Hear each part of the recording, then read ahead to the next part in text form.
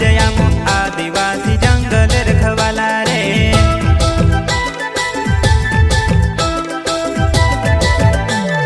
चल जंगल जमीन काज पूजे रे आदिवासी दुनिया ने रखवाला रे।